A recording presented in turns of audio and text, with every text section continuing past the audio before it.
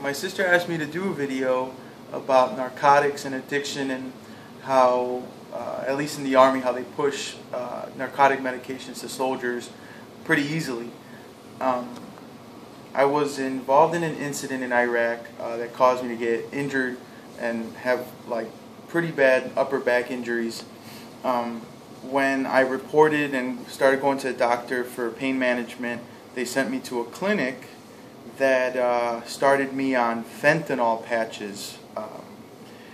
Those didn't really work for what I needed them to, but as I understand, those are pretty bad. When I told them that they weren't doing the job, they prescribed me Vicodin for short-term pain relief, and they gave me OxyContin for long-term.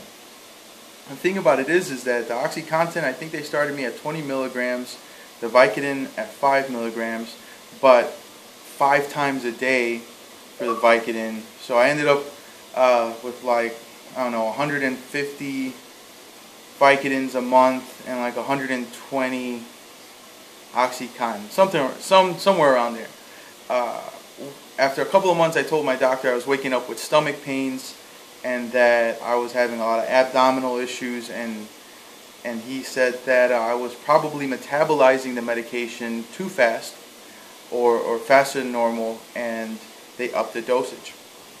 And to make a long story short, I was on narcotics at this pain management place for about 2 years, and at the end of that 2 years, I was on 60 milligrams of OxyContin 4 times a day and 10 milligrams of Vicodin 5 times a day. And I started losing my hair in patches. It was really bad, you know, gastro issues. I wasn't lucid. I was just really messed up, and I told my doc, you know, what was going on. And instead of tapering me off, or instead of saying, well, let's try other alternatives, they tried to increase the dosage even more. Because I think you could take OxyContin up to 80 milligrams, and there's just a variety of painkillers. After that, I told the people within the Army, my supervisors within the Army, that I wanted to come off of these medications. Now, I was being treated for pain, for chronic pain.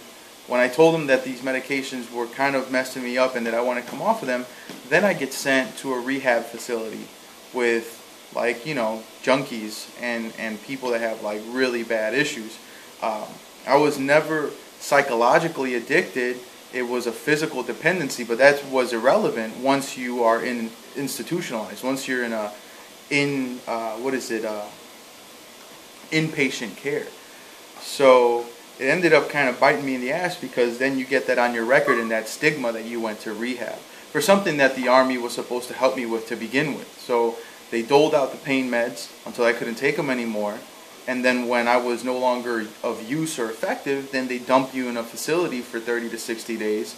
But when you come out, you might as well have been a junkie. It didn't matter. So I guess that's all I got to say about that. Thank you for listening.